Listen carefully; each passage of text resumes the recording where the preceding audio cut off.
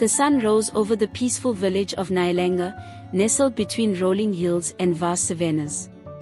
In this village lived Zai, a beautiful and kind young girl who had lost her parents at a young age. After their passing, Zai was sent to live with her aunt, Momania, and her two cousins, Amani and Kelly. However, instead of finding a loving home, Zai was met with cruelty and jealousy. Momania resented Zai for her beauty and kind heart. While Amani and Kelly were treated with care, Zai was given the hardest chores and often wore old, tattered clothes. But her spirit, though tired, remained gentle. The more beautiful Zai grew, the more Momania's jealousy festered. Amani and Kelly, influenced by their mother's hatred, began mocking and mistreating Zai as well. Zai's days were filled with endless labor. She rose before dawn and worked until nightfall, her hands blistered and her feet sore. Momania's cruel heart knew no bounds.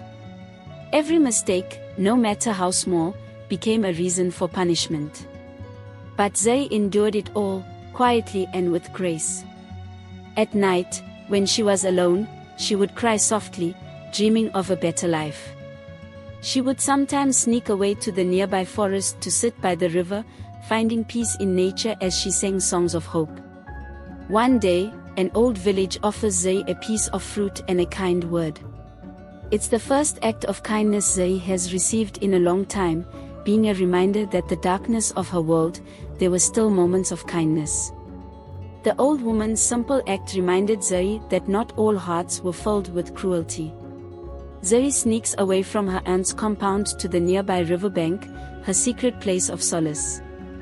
She sits by the water, the moon reflecting in her eyes, as she sings a sad song to the rhythm of the river. At the river's edge, where the world stood still, Zai found peace. Here, she allowed her sorrow to spill over, her songs carried away by the flowing water. Despite her hardships, Zai's beauty and kindness do not go unnoticed by the villagers. As she walks through the village, villagers whisper about her, admiring her from afar, though they are unaware of the full extent of her suffering. Back at the house, jealousy twisted the hearts of Amani and Kelly. The more the villagers praised Zai, the more their envy festered into hatred. They confront Zai, throwing insults and accusing her of trying to steal attention away from them. One day, the village elders announced a grand festival.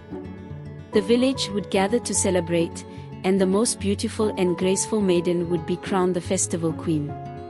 Momania and her daughters prepared with excitement, certain that either Amani or Kelly would win.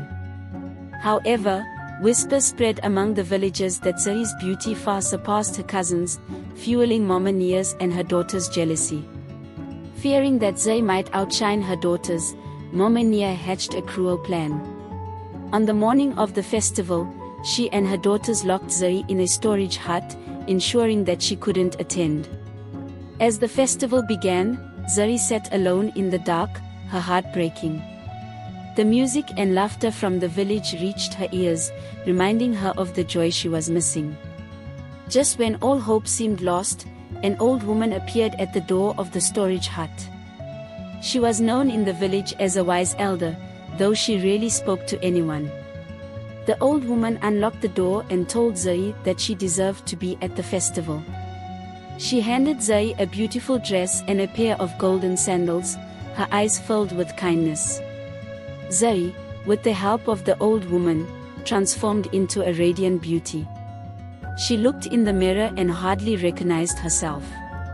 For the first time, Zai saw herself as more than a servant or an outcast, she saw her true beauty. The old woman smiled and told Zai to go to the festival, assuring her that the people would see her for who she truly was. Zai arrived at the festival just as the final ceremony was beginning. The villagers turned in awe, stunned by her beauty and grace. Momania and her daughters stood frozen, their jealousy turning to shock as they realized their plan had failed. The village chief, after seeing Zai, declared her the rightful queen of the festival, and the crowd erupted in cheers. After the festival, the village elders confronted Momania, asking why Zay had been locked away. With no choice but to tell the truth, Mama Nia admitted her jealousy and cruelty towards Zay. The villagers, outraged, demanded that Zay be treated with the respect she deserved. Mama Nia, humbled and ashamed, begged for Zay's forgiveness. Though Zay had suffered for years under her aunt's cruelty, her heart was too kind to hold on to hatred. She forgave Mama Nia and her cousins, choosing to move forward with grace and dignity. The villagers, inspired by Zay's kindness, welcomed her as a beloved member of their community. With her aunt's cruelty behind her, Zay was finally free to live her life. She became a cherished figure in Nyalanga, known for her beauty, kindness, and strength. Mama Nia and her daughters, humbled by their actions, sought to rebuild their relationship with Zay. Though they could never undo the harm they had caused, Zay's forgiveness brought peace to the family. Years later, Zay's story became a legend in the village. She married a kind and loving man, and together they started a family. Her tale of resilience, kindness, and forgiveness was told to children as a reminder that no matter how difficult life may seem, goodness will always prevail in the end. The village continued to honor Zay's legacy long after her story had been told. She became a symbol of strength and hope, a reminder to all that beauty comes from within and that even in the face of cruelty, kindness can change everything.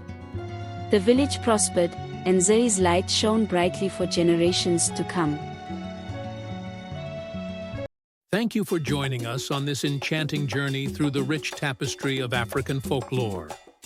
From the bustling marketplaces of ancient kingdoms to the whispering savannas where legends come alive, we hope these tales have transported you to a world where wisdom and wonder intertwine. If these stories have touched your heart or sparked your imagination, don't forget to like, subscribe, and hit the notification bell so you never miss a moment of magic. Share the wonders of our heritage with friends and family, and let's keep these timeless tales alive together. We'd love to hear from you. Share your thoughts, favorite stories, or even request a tale you'd like to hear next in the comments below. Until next time, may the rhythm of our stories echo in your heart. Stay curious, stay inspired, and keep the spirit of Africa's storytelling tradition burning bright. See you soon in our next video.